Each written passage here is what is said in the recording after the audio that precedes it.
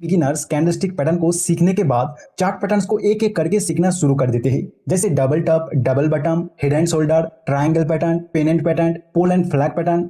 ऐसे लगभग 100 के आसपास चार्ट पैटर्न से जो सभी बिगिनर्स एक एक करके सीखता है, उसका फॉर्मेशन को याद करता है, ट्रेड करने का रूल्स को अपने नोटबुक में लिख लेते हैं। पर मजे की बात यह है, इतना टाइम लगा कि मेहनत करने के बाद भी जब रियल चार्ट में ट्रेड करने जाते हैं तो उन्हें फास्ट पैटर्न फॉर्मेशन के दौरान कोई पैटर्न नजर ही नहीं आते हैं।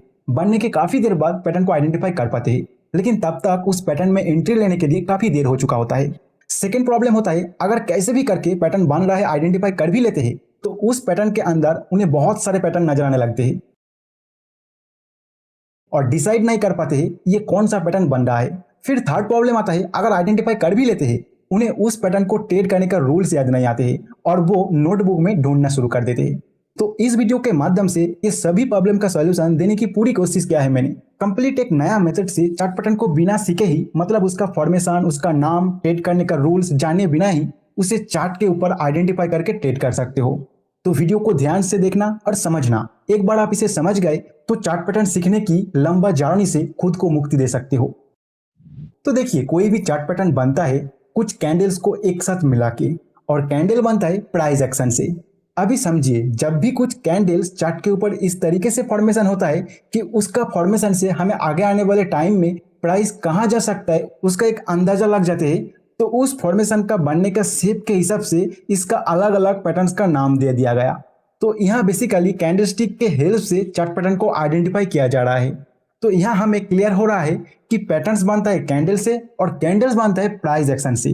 तो हम इस चार्ट पैटर्न का कंसेप्ट को हमारे सीखने का जर्नी से निकाल देंगे और डायरेक्ट हम प्राइस एक्शन से ही जानेंगे कि यहाँ जो कैंडल्स का फॉर्मेशन हुआ है इससे आगे आने वाले प्राइस में क्या हो सकता है। और आगे में जो भी आपको बताऊंगा, अगर आप उस तरह चार्ट को देखने लग जाओगे तो मैं यकीन के साथ कह रहा हूँ, चार्ट रीडिंग का नॉलेज आपका नेक्स्ट लेवल तक पहुंच जाएगा। तो प्राइस एक्शन के जरिए चार्ट पैटर्न को डिकोड करने के लिए आपको प्राइस एक्शन का ये 3 क्राइटेरिया के ऊपर नॉलेज होना जरूरी है। First, trending move, second, retracement move and third, swing points. तो एक एक करके ये तीनों का कंसेप्ट पहले क्लियर कर लेते हैं। ट्रेंडिंग मूव, अगर price strong buyers control candle यानी स्ट्रॉन्ग बुलिश कैंडल बना के अप ट्रेंड में जा रहा है तो उस स्ट्रॉन्ग बायर्स कंट्रोल मूव को ट्रेंडिंग मूव कहते हैं। और क्योंकि प्राइस यहाँ अपसाइड जा रहा है तो इसे अपवर्ड ट्रेंडिंग मूव कहते हैं। इसी का ऑपोजिट, अगर price strong seller control candle यानी स्ट्रॉन्ग बेयरिश कैंडल बना के नीचे जा रहा है तो उस स्ट्रॉन्ग सेलर कंट्रोल मूव को ट्रेंडिंग मूव कहते हैं। और प्राइस क्योंकि यहाँ डाउन साइड जा रहा है तो इसे डाउनवर्ड ट्रेंडिंग मूव कहते हैं। अब इस सेकेंड क्राइटेरिया रिट्रेसमेंट मूव को समझते हैं। प्राइस जब अप ट्रेंड में जा रहा होता है तो बीच बीच में प्राइस थ्रो बैक करता है, और जब डाउन ट्रेंड में जा रहा होता है तब बीच बीच में प्राइस पुल बैक करता है।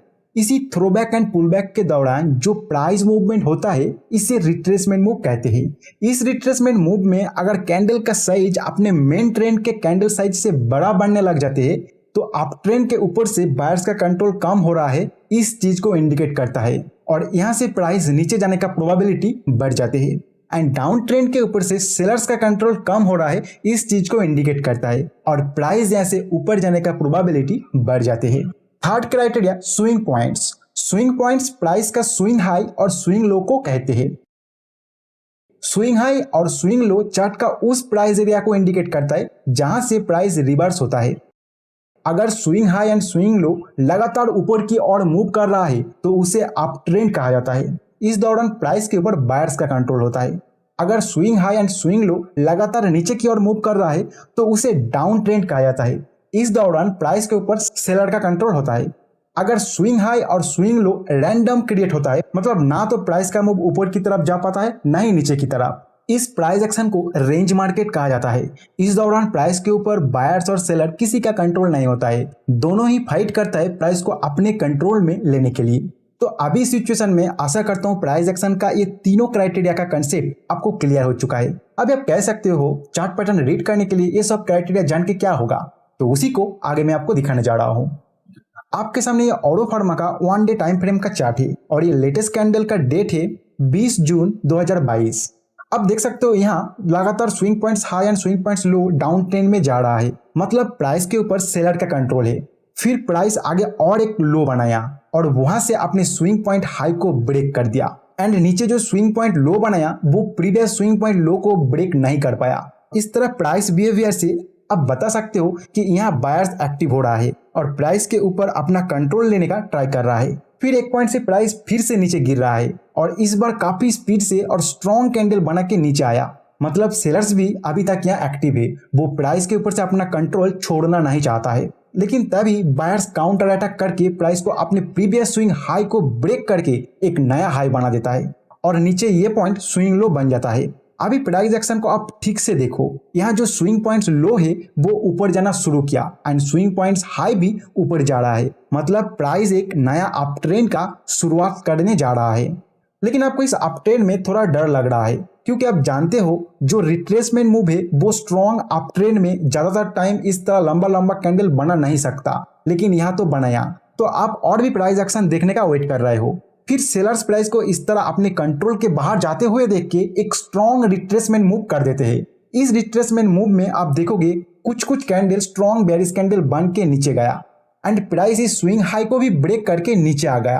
तो आपका जो अप ट्रेंड के ऊपर डर था वो सच होने लग रहा है, क्योंकि अप ट्रेंड में आप जानते हो रिट्रेसमेंट मूव के अंदर सेलर स्ट्रॉन्ग कैंडल बना नहीं पाते हैं and swing points high low लगातार ऊपर जाता है, लेकिन प्राइस यहाँ अपने स्विंग हाई को ब्रेक कर चुका है।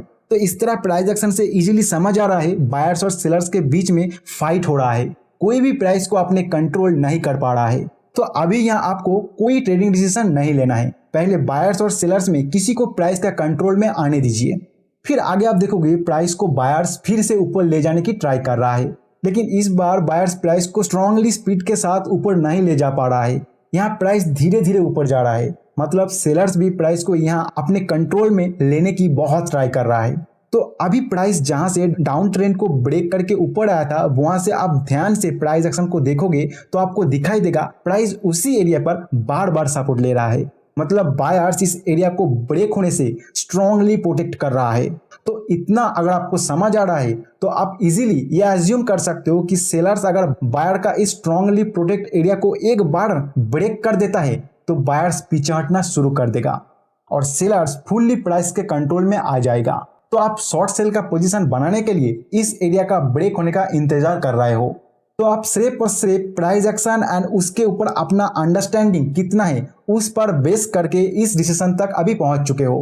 तो ये डिसीजन तक पहुंचने के लिए आपको कोई चार्ट पैटर्न का जरूरत नहीं पड़ा, लेकिन आप अनजाने में ही यहाँ 2 चार्ट पैटर्न को रीड कर चुके हो और वो 2 चार्ट पैटर्न आपको जो बताता है वो चीज आप यहाँ से प्राइस एक्शन का हेल्प से निकल चुके हो। अगर आप चार्ट पैटर्न को जानते हो तो वीडियो को यहाँ पॉज कीजिए और वो 2 चार्ट पैटर्न कौन सा है ढूंढने की कोशिश कीजिए। बिना वीडियो को प्ले करके आपको जो भी चार्ट पैटर्न दिख रहा है कमेंट में जरूर लिख देना। फिर वीडियो को प्ले कर लीजिए, कौन सा चार्ट पैटर्न आपको देखने को मिल जाएगा। तो यहाँ पे आप देखोगे बेयरिश पोल एंड फ्लैग बना है and second head and shoulder chart pattern बना है और ये सपोर्ट एरिया इसका नेक लाइन है। और ये दोनों चार्ट पैटर्न वही चीज को इंडिकेट करता है जो प्राइस एक्शन से आप इसे जाने बिना ही निकल चुके हो। अभी आप वेट कर रहे हो इसका ब्रेक होने का। फिर देखते हैं क्या हुआ है। तो नेक्स्ट कैंडल एक स्ट्रॉन्ग सेलर कंट्रोल प्राइस बना के इस सपोर्ट एरिया को ब्रेक कर चुका है। तो आपका सेल सिग्नल यह जनरेट हो चुका है, लेकिन क्या आपको यहाँ थोड़ा टाइम का प्राइस एक्शन को देख के सिर्फ उसके आधार पर सेलिंग डिसीजन लेना चाहिए? तो एक बिगिनर के लिए आंसर है बिल्कुल नहीं। ऐसा थोड़ा टाइम के प्राइस एक्शन से अगर कुछ कंक्लूजन आप निकल पा रहे हैं, चाहे वो कुछ भी पैटर्न बन रहा है, उससे कुछ मतलब नहीं है। आपको हमेशा एज ए बिगिनर इसके ऊपर और भी कुछ फर्दर इंफॉर्मेशन लेना होगा। तो मैं जिस तरह इस टाइप्स का बाय सेल डिसीजन लेते बाद कंफर्मेशन को लगाता हूं उसको अभी मैं आपको एक्सप्लेन करूंगा। क्योंकि एक बेयरिश सिग्नल जनरेट कर रहा है तो यहाँ जो प्राइस एक्शन बना है वो या तो डाउन ट्रेंड के दौरान बन रहा है होना चाहिए या अप ट्रेंड के पीक पर बनना चाहिए। यहाँ एक चीज नोट कीजिए, ये जो मैं बोल रहा हूँ ये सेल साइड डिसीजन लेने का क्राइटेरिया बोल रहा हूँ। बाय साइड के लिए मैं आगे आने वाले एग्जाम्पल में आपको समझाऊंगा। तो इस एग्जाम्पल में डाउन ट्रेंड के दौरान रिट्रेसमेंट करते वक्त ये प्राइस एक्शन हुआ है और इस रिट्रेसमेंट में भी बायर्स प्राइस को कंट्रोल नहीं कर पाया, मतलब अभी भी ये डाउन ट्रेंड में ही है। तो हम इसका आगे का क्राइटेरिया देख सकते हैं। आगे आपको देखना है जिस प्राइस एक्शन को स्टडी करके आप सेल डिसीजन में पहुंचे हो वो एरिया प्रीवियस कोई रेजिस्टेंट एरिया से नीचे आ रहा है या नहीं। अगर ये क्राइटेरिया फुलफिल हो रहा है तो आप रिसेंट कैंडल में आ जाओगे। यहाँ रिसेंट कैंडल एक स्ट्रॉन्ग सेलर कंट्रोल कैंडल होना चाहिए। नेक्स्ट आप 10 period simple moving average and 30 period exponential moving average को प्लॉट करोगे। लेटेस्ट कैंडल में 10 period moving average 30 period exponential moving average से नीचे होना चाहिए। And next 14 period RSI plot करोगे, आरएसआई का वैल्यू लेटेस्ट कैंडल में 30 के ऊपर होना चाहिए। तो यहाँ ये सब क्राइटेरिया फुलफिल हो रहा है तो आपका सेल सिग्नल फाइनल हो जाता है और आप सेल करते हो। टारगेट और स्टॉप लॉस के लिए कोई फिक्स्ड रूल्स नहीं है, अलग अलग प्राइस एक्शन में सिचुएशन के हिसाब से stop loss and target set करना होता है। इस एग्जांपल में आप स्टॉप लॉस रखोगे यहाँ जो चैनल बनाया इसका थोड़ा ऊपर, और टारगेट रखोगे जहां से प्राइस अपसाइड रिट्रेस करना शुरू किया था उस एरिया में। फिर आगे प्राइस एक्शन क्या हुआ है देख सकते हो। तो प्राइस उसी एरिया से फिर से सपोर्ट लेके ऊपर जा रहा है। तो ये तो गया डाउन ट्रेंड के दौरान, लेकिन ये अगर अप ट्रेंड में बने तो उस टाइम क्या करे? तो उसके लिए आपको फर्स्ट देखना होगा ये एक स्ट्रॉन्ग अप ट्रेंड के बाद ये प्राइस एक्शन होना चाहिए। सेकेंड, इस प्राइस एक्शन के अंदर कोई भी एक कैंडल का 14 पीरियड का आरएसआई वैल्यू 70 के ऊपर होना चाहिए एंड लेटेस्ट कैंडल का क्लोज 10 पीरियड मूविंग एवरेज के नीचे होना चाहिए and 10 period moving average recent कुछ पीरियड में डाउन स्लोप में जा रहा है होना चाहिए। अगर ये सब कुछ क्राइटेरिया फुलफिल कर रहा है तो आप यहाँ प्राइस एक्शन से मिला हुआ शॉर्ट सेल का डिसीजन फाइनल कर सकते हो। आगे बढ़ने से पहले एक चीज यहाँ नोट कर लीजिए कि मैं जितना भी इंडिकेटर यूज कर रहा हूँ वो सिर्फ कंफर्मेशन के लिए। पहले मुझे प्राइस एक्शन को रीड करके सिग्नल मिला है, उसके बाद मैं कंफर्मेशन के लिए इंडिकेटर का हेल्प ले रहा हूँ। सिर्फ इंडिकेटर्स को देख के कभी भी कोई डिसीजन मत लेना, आप हमेशा इंडिकेटर्स को कंफर्मेशन के लिए ही यूज करना। अभी आप कह सकते हो आपने तो सिर्फ 2 ही पैटर्न प्राइस एक्शन से पढ़ना सिखाया, लेकिन बाकियों का क्या करें? तो देखिए, जिस तरह मैं प्राइस एक्शन को रीड करना सिखा रहा हूँ, अगर आप ठीक से इसे समझ रहे हो तो धीरे धीरे प्रैक्टिस के साथ आप कोई भी पैटर्न को, चाहे आप उस पैटर्न का नाम जाने या ना जाने, उसे रीड कर सकते हो। और इस तरह आप खुद ही प्रैक्टिस के साथ साथ अपने लिए नया नया पैटर्न भी डेवलप कर पाओगे। अभी बाई साइड ट्रेड करने के लिए एक एग्जाम्पल मैं आपको समझाऊंगा, इससे आपका बुलिश और बेयरिश दोनों पैटर्न का कंसेप्ट क्लियर हो जाएगा। तो आपके सामने अभी एनएमडीसी का stock 1 day time frame candle में ओपन किया हुआ है और इसका लेटेस्ट कैंडल डेट है 22 जून 2022। इसमें आप देखोगे प्राइस डाउनवर्ड ट्रेंडिंग मूव करते हुए नीचे जा रहा है। इसका स्विंग पॉइंट हाई लो भी डाउन साइड मूव कर रहा है। तो यहाँ पे आप इजीली बता सकते हो प्राइस के ऊपर सेलर का कंप्लीट कंट्रोल है। फिर अचानक लगातार 3 बायर्स कंट्रोल कैंडल बना के प्राइस ऊपर आया। तो इससे आपको पता चल रहा है जो डाउनवर्ड है वो शायद यहाँ से रिवर्स हो सकता है, क्योंकि इस तरह स्ट्रॉन्ग डाउन ट्रेंड में जो रिट्रेसमेंट मूव होता है वहाँ लगातार ऐसा 3 बायर्स कंट्रोल कैंडल यूजुअली नहीं बनता है। अगर बन रहा है तो इसका मतलब ये स्ट्रॉन्ग डाउन ट्रेंड अभी स्ट्रॉन्ग नहीं है, यहाँ बायर्स भी एक्टिव हो रहा है। और क्योंकि ये स्ट्रॉन्ग डाउन ट्रेंड मूव के दौरान ऐसा हो रहा है तो आपको यहाँ बाय डिसीजन भी नहीं लेना है, आपको और प्राइस एक्शन का वेट करना है। फिर आप देख सकते हो प्राइस यहाँ पे स्लो डाउन हो गया है, मतलब बायर्स प्राइस को और ऊपर लेके नहीं जा पा रहा है और सेलर्स भी प्राइस को नीचे नहीं ले जा पा रहा है। अभी आगे प्राइस एक्शन को सेलर्स फिर से कंट्रोल कर लेता है और स्ट्रॉन्ग सेलर्स कंट्रोल प्राइस बना के अपने प्रीवियस स्विंग पॉइंट लो को ब्रेक करके क्लोज किया है, मतलब सेलर्स इस दौरान प्राइस के ऊपर फुल कंट्रोल में है। तो यहाँ पे जो प्राइस एक्शन बन रहा है उसके हिसाब से जब प्राइस इस पॉइंट को ब्रेक किया है तब सेल सिग्नल जनरेट हो जाता है। लेकिन इस तरह स्ट्रॉन्ग डाउन ट्रेंड में प्राइस अगर एक बार भी बायर्स का कंट्रोल में आ गया है और उसके बाद फिर प्राइस एक्शन को बायर अपने कंट्रोल में करके सेल सिग्नल जनरेट कर रहा है तो लेटेस्ट कैंडल का 14 पीरियड आरएसआई वैल्यू 40 के ऊपर होना चाहिए। अगर 40 के नीचे है तो वहां आपका सेल सिग्नल इनवैलिड हो जाता है। इस एग्जांपल में आरएसआई लेटेस्ट कैंडल में 40 के नीचे है तो आप यहां सेल नहीं करोगे, आप आगे का प्राइस एक्शन देखोगे। फिर यहां से बायर्स एक्टिव होता है और प्राइस को धीरे धीरे ऊपर ले गया और अपने प्रीवियस स्विंग पॉइंट हाई को ब्रेक करके क्लोज कर दिया। तो यहाँ पे प्राइस के ऊपर बायर्स का कंट्रोल आ चुका है। लेकिन आप एक चीज ध्यान से देखोगे तो आपको दिखाई देगा कि जब प्राइस को सेलर्स के कंट्रोल से बायर्स अपने कंट्रोल में ले रहा था और जब ब्रेकआउट किया है इस टाइम के अंदर एक भी कैंडल बहुत ज्यादा स्ट्रॉन्ग कैंडल नहीं था। लेकिन सेलर्स जब प्राइस को कंट्रोल कर रहा था तब सेलर स्ट्रॉन्ग कैंडल बन रहा था। इससे यह पता चल रहा है कि बायर्स प्राइस को कंट्रोल तो कर लिया लेकिन अभी भी उनका प्राइस के ऊपर ज्यादा स्ट्रॉन्ग कंट्रोल नहीं है। सेलर थोड़ा सा भी अगर यहाँ एग्रेसिव हो जाए तो इजीली प्राइस को नीचे लेके जा सकता है। तो आपका यहाँ बाय सिग्नल जनरेट नहीं होता है। आपको वेट करना है। प्राइस अगर इसी एरिया पे स्लो डाउन होके कोई स्ट्रॉन्ग बुलिश कैंडल बनाता है या फिर इस एरिया में थ्रोबैक करने के बाद कोई स्ट्रॉन्ग बुलिश कैंडल बनाता है, तब आपका बाई सिग्नल जनरेट होगा। तो आगे आप देख सकते हो प्राइस इस एरिया में थ्रोबैक करने के बाद एक स्ट्रॉन्ग बुलिश कैंडल बनाया है। इससे हमें पता चल रहा है ये जो सपोर्ट एरिया है ये बायर्स के लिए काफी strong support area, easily sellers इस एरिया को ब्रेक नहीं कर पाएगा और इस एरिया के ऊपर बायर्स का प्राइस के ऊपर अभी स्ट्रॉन्ग कंट्रोल है। तो प्राइस एक्शन के हिसाब से यहाँ बाई सिग्नल जनरेट हो चुका है। अभी इसके ऊपर कुछ कंफर्मेशन भी लेना होगा, लेकिन उसके पहले आप वीडियो को पॉज करके कमेंट में मुझे बताइए इस प्राइस एक्शन एरिया में कौन सा पैटर्न आपको दिखाई दे रहा है। तो आशा करता हूँ आप आइडेंटिफाई कर चुके हो, फिर भी मैं आपको यहाँ पे दिखा देता हूँ। फर्स्ट यहाँ पे डबल बटन पैटर्न बन के ब्रेकआउट हुआ है। अगर आप हमारे सभी टेक्निकल एनालिसिस वीडियो को देखे हो तो आपको पता होगा कि इस तरह डबल बटन पैटर्न को to be bullish reversal pattern भी कहा जाता है। एंड सेकेंड यहाँ पे bullish pole and flag pattern बन के ब्रेकआउट हुआ है। और bullish pole and flag pattern video के अंदर मैंने बताया था आपको कि ट्रेंड रिवर्सल के दौरान अगर बुलिश पोल एंड फ्लैग बन रहा है तो वहां पे काफी स्ट्रॉन्ग बाइंग सिग्नल जनरेट होता है। तो इतना सब पैटर्न के बारे में आप कुछ भी जाने बिना ही सिर्फ प्राइस एक्शन के मदद से इस टेक्निक के साथ सेम रिजल्ट तक आप पहुंच रहे हो। तो क्या अभी आपको यहाँ तुरंत बाय कर लेना है? तो नहीं, आपको कंफर्मेशन लेना है, क्योंकि ये एक बुलिश सिग्नल जनरेट कर रहा है तो प्राइस एक्शन अप ट्रेंड के दौरान बनना चाहिए या फिर स्ट्रॉन्ग डाउन ट्रेंड के पीक पर जहां रिवर्स होने का चांस है वहां बनना चाहिए। इस एग्जांपल में ये डाउन ट्रेंड का पीक पर बन रहा है। अभी 10 period simply moving average plot करोगे, लेटेस्ट कैंडल का क्लोज इसके ऊपर होना चाहिए।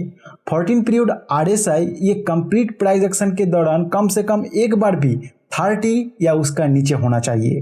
एंड रिसेंट कुछ कैंडल्स में 10 पीरियड्स मूविंग एवरेज का स्लोप अपवर्ड जा रहा है होना चाहिए।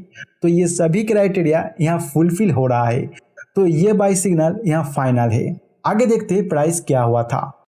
लेकिन अगर कोई बुलिश सिग्नल जनरेट करने वाला पैटर्न अप ट्रेंड में बने तो उस सिचुएशन में कैसे कंफर्मेशन लेना है देख लीजिए। लेटेस्ट कैंडल में 10 period simply moving average 30 periods exponential moving average के ऊपर होना चाहिए। ये जो प्राइस एक्शन बना है ये प्रीवियस कोई सपोर्ट एरिया में बनना चाहिए। लेटेस्ट कैंडल में 14 पीरियड RSI 40 के ऊपर होना चाहिए। तो ये सब कुछ यहाँ फुलफिल हो रहा है, तो बाई सिग्नल यहाँ फाइनल हो जाता है। यहाँ पे एक पॉइंट याद रखिए कि जब आपको प्राइस एक्शन को रीड करते करते एक्सपीरियंस आ जाएगा तब ये सब कंफर्मेशन का भी आपको जरूरत नहीं होगा। प्रैक्टिस के साथ साथ ये सब कंफर्मेशन आप खुद ही अपने ट्रेडिंग से एक एक करके निकाल दोगे। मैंने आपको 2 एग्जाम्पल देके इस मेथड को सिखाया। अगर आप इसे ठीक से समझ रहे हो तो किसी भी पैटर्न को आप जाने बिना ही उसे रीड कर पाओगे। जस्ट चार्ट ओपन कीजिए और जो भी आपने सीखा उसे प्रैक्टिस कीजिए। एक बात आप यहाँ पे समझिए, देखिए चार्ट पैटर्न्स कोई अलग कंसेप्ट नहीं है, वो भी प्राइस एक्शन का ही एक पार्ट है।